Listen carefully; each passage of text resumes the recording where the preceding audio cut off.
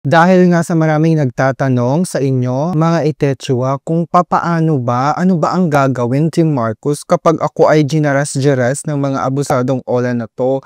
Paano ko mapoprotektahan ang aking impormasyon and of course ang aking alindog? Ngayon, pag-uusapan natin ang mga dapat gawin para maprotektahan ninyo ang inyong mga karapatan laban sa mga jabusadong Julanis Morissette. So, napaka-importante naman talaga ang pagkilos-kilos para ma-prevent natin ang mga ganitong galawan ng mga Julanis Morissette na abusado. Kahit hindi pa nila ginagawa, di ba? Ito yung mga dapat nyong gawin. Ito yung mga steps na dapat mong gawin. Of course, step 1, borrow only from legitimate online lending apps. Yes, napaka-basic, hindi ba? Ang kailangan mo lang gawin is syempre, alamin, do your own research. Lagi kong sinasabi sa inyo, do your research bago kayo jumutang-jutang. Wag lang puro download dyan sa App Store or Play Store nang hindi nyo pa nakikilatis tong Ola na ite. Legitimate ba to? Syempre, kailangan mong alamin kung rehistrado ba siya sa SEC. Tignan mo yung website ng SEC, nandun yung listahan ng mga recorded online lending platforms. Nakalagay lahat doon, tita. So, kapag pasok yung Ola na yon na gusto mong jutangan, edi i-check mo din siya sa CIC. Accredited ba siya as submitting entity, itong Ola na Itechua? Siyempre, i-double, triple check mo doon sa listahan ng CIC. O, kung pasok yon, check, mag-check ka din ng mga reviews sa Play Store and App Store. Total naman, nandyan ka na, nakaabang ka na sa App Store and Play Store, i-download mo na lang. Might as well, i-check mo na rin yung mga reviews ng mga nakautang na dito para makakuha ka din ng impormasyon, di ba? Napaka-importante yung mga reviews galing from those jumutang-jutong na sa Ola na Itechua. Kasi doon tayo kumukuha ng experiences, what to expect, di ba, sa Ola na Itechua.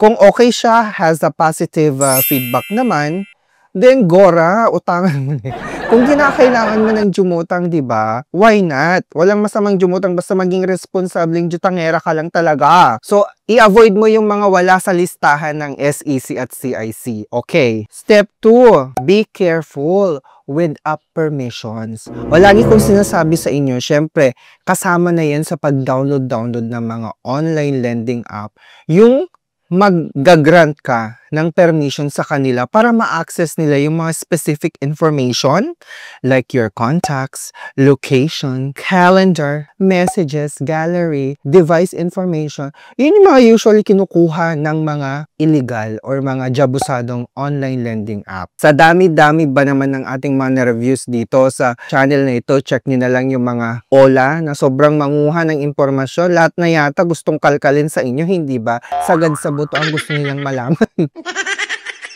Pati ba naman calendar at appointments mo gusto nilang malaman? Hello! So many abusive or karamihan talaga ng mga abusadong online lending app, gagamitin nila yung mga impormasyon na yon para mangjaras sa inyo in the future. Kahit hindi pa nga due date, ginagamit na nila yung contacts mo, tinatawagan na nila, ganyan-ganon. Tapos sila yung sinisingil, di ba? Kilala mo ba si ganito Itechua? Bakit hindi po nagbabayad ng utang ganun? Siyempre, nakakahiya yun sa part mo, hindi ba? So, that's public shaming. And of course, hindi ba? Pinapahiya din kayo sa social media, nakakaloka. So, siyempre, ito yung mga dapat mong gawin din, hindi ba, sa part mo when installing the app. So, meron tayong tinatawag na deny information. Pwede mo naman i-deny. Kaso karamihan sa mga abusadong Ola or fly-by-night na mga Ola, hindi ka papapasukin sa app na yun, hindi ka papajutangin hanggat hindi mo ginagrant yung mga permissions na ito. Pero may mga iba naman dyan na alam mong legitimate, di ba? Pwede mong i-deny yung mga permissions to access contacts or storage or call logs. Pwede mong i-deny yung mga importanteng bagay na yon. So, kunwari kapag Android yung phone mo, basically you just have to go to settings and then apps. Piliin mo yung pangalan ng app na yon and then go to permissions and deny unnecessary access. Ganun lang siya. And of course, sabi ko nga sa inyo, itong si Cash Express, isa sa mga alternative cash na pwede kong i-recommend sa inyo kasi nga, hindi mo na kailangan ng permissions.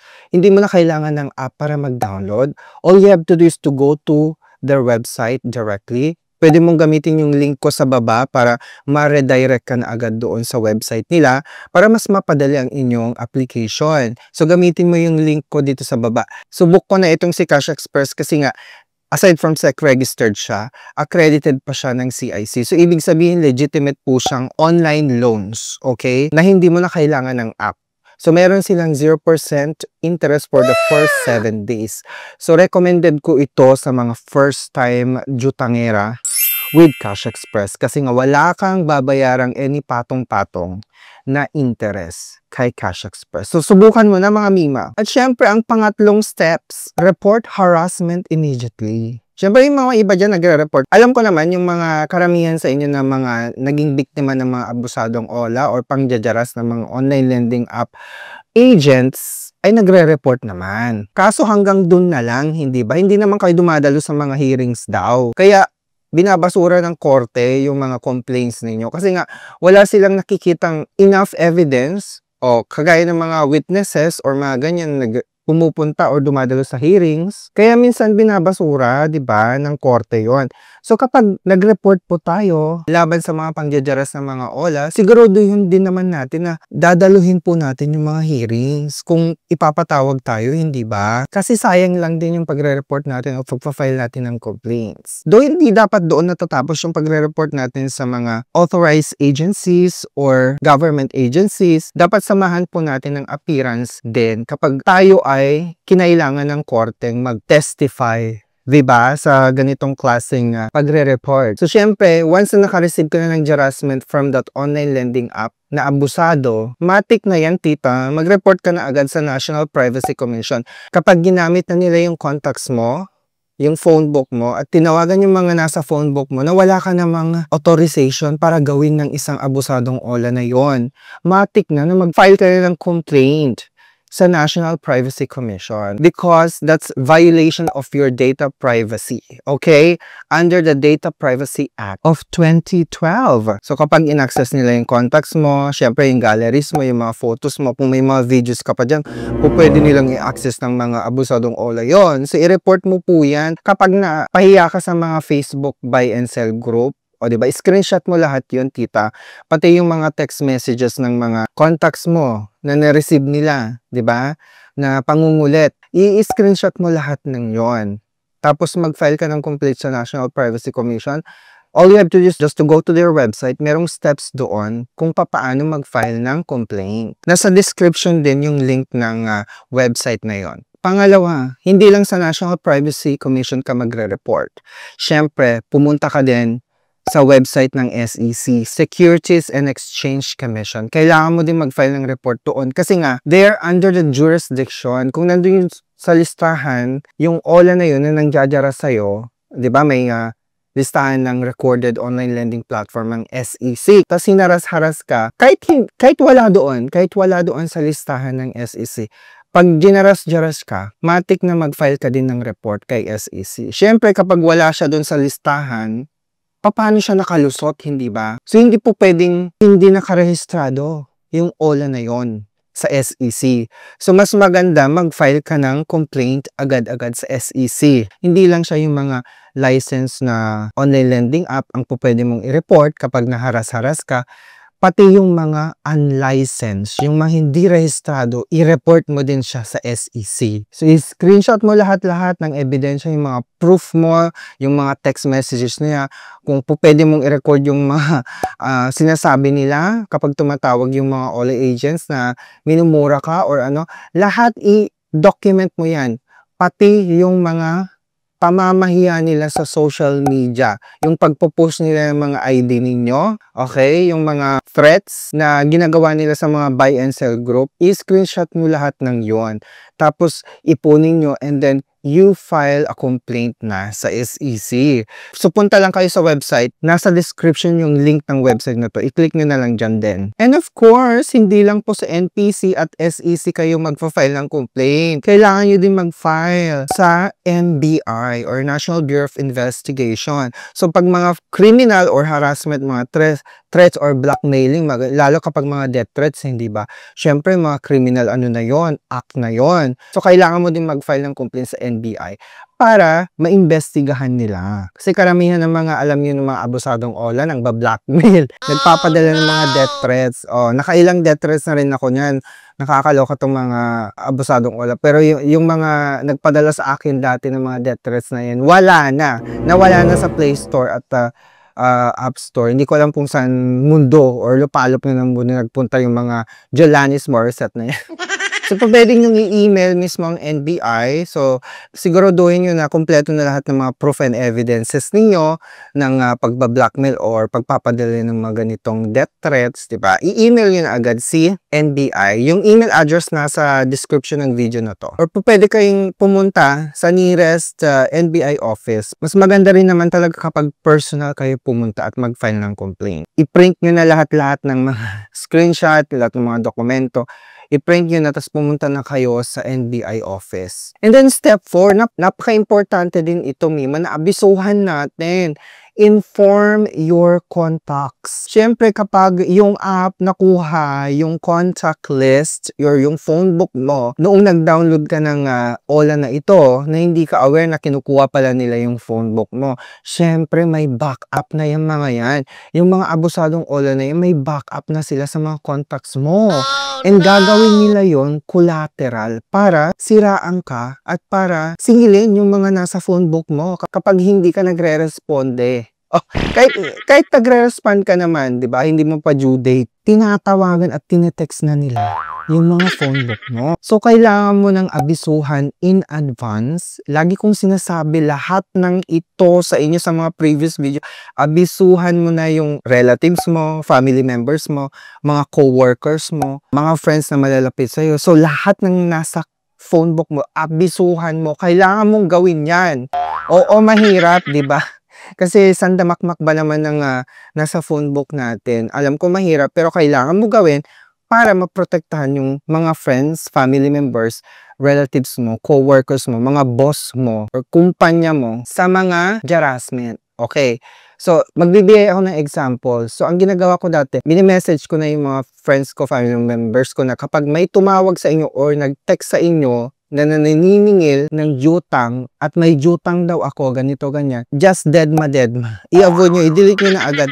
Hindi po totoo yan. Sabihin nyo sa kanila, hindi po totoo yan na scam po ako, mga ganun. Dapat kayo mismo ang unang paniniwalaan ng family members or mga friends nyo, co-workers mo, or boss mo, at hindi yung mga OLA agent. So, unahan mo na sila. Step 5, stop engaging with harassers. Tama ito. Wag na wag mo silang papatulan. Once na pinatulan mo yung mga OLA agent na nagte-text sa inyo at nang jajaras sa'yo, matik yan. Mas kukulitin ka pa nila kasi alam nila na active yung number mo at nagre-respond ka, mas lalo nilang gagawin yung pang-jajaras sa'yo. Okay, deadmatology is the key. Diba? Lagi ko sinasabi sa inyo yan. Pwede mo ding i-block yung mga numbers ng mga nagte-text sa inyo ng mga threats or pambaba-blackmail. Kasi may settings naman sa ating phone na pwede nating i-block yung mga number ng mga yan. Pwede kayong mag-download din, gumamit din kayo ng app na tinatawag na Whoscall. Kasi yun yung ginagamit ko, yung Whoscall. So, ibig sabihin, pag na-detect ni Whoscall, yung tumatawag sa akin na unknown numbers, nakikita ko na agad na scam to. Sinasabi niya doon, may label doon na scam or potential spam, gano'n. So, hindi ko sinasagot. And of course, binablock niya yung number na yon. So, again, i-screenshot nyo lahat, pati recording, i-record nyo. Kung may way kayo na i-record, go i-record nyo yung mga calls na pangjajaras or threats ng mga OLA agents na ito. And of course, step 6, pay only legitimate debts. Bayaran mo lang, tita, yung mga utang mo with a specific online lending app na alam mo na yun talaga ang totoong outstanding balance mo. Kasi may mga OLA agents na nagsasabi, pinapatungan nila yung mga principal balances ninyo, yung mga outstanding balances ninyo. So, ang lalaki ng patong nila, hindi ba? Huwag niyong bayaran yung mga nangjajaras sa inyo hanggat hindi sila nakakapag-provide ng official receipt. Bayaran mo lang ang utang mo through bank. O pwede kayong mag-bank transfer as long as nakapangalan mismo doon sa lending. Okay? As long as nakapangalan yung account, yung bank account ng lending, at magpo-provide sila ng OR or official receipt, yun ang legitimate, yun yung legit na utang na pwedeng bayar. Huwag yung bayaran kapag hindi sila nag-provide sa inyo ng OR. So, settle through proper channels kasi may mga syempre nagme-message pa sa inyo sa Messenger, sa social media, Telegram, ganyan. Di ba nagbibigay pa sila ng reference number? Not knowing na yung reference number na yon hindi pala sa'yo. Hindi pala sa'yo nakapangalan. Nakapangalan pala sa mga OLA agent. So, hindi nakakapasok yung payment ninyo. Di ba may mga ganong issue dati na hindi pumapasok yung payment ninyo dun sa binigay ng OLA agent na reference number. Kasi nga, yung reference number na yun nakatie up doon sa account ng OLA agent. So, scam yun. So, ito yung mga listahan ng mga na-banned na ng mga illegal online lending app. Ayon sa Securities and Exchange Commission and also National Privacy Commission, ito yung listahan due to violations such as harassment, unauthorized data access or collection, and operating without proper registration. So, ito yung mga listahan na. I-take note nyo yan. Baka mamaya mautangan nyo itong mga to. Okay, anyways, yun lang mga mima. I hope this video helped you a lot para maprotektahan ninyo ang mga rights ninyo. And of course, kung ano yung mga dapat nyong gawin kapag nandyan na, kapag najaras-jaras na kayo ng mga OLA agents na to. Again, maraming salamat. Don't forget to subscribe. Click the notification bell para every time na magkakaroon tayo ng ganito ang mga video review kayong unang majajambunan ng Chika Bamboo. Enjoy! Thank you! And of course, kung ikaw talaga naman naghahanap ng alternatibong cash loan na po pwede mong jutangan in times of difficulties or emergency, o i-consider mo itong si Cash Express kasi meron siyang 0% interest for the first 7 days, Mima.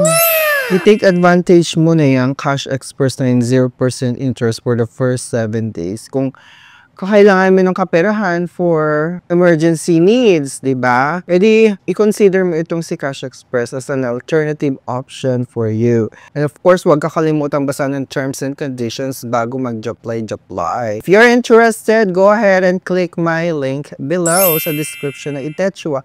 And of course, pa-comment naman kung na-approve na kayo, Itechua, yung mga mima.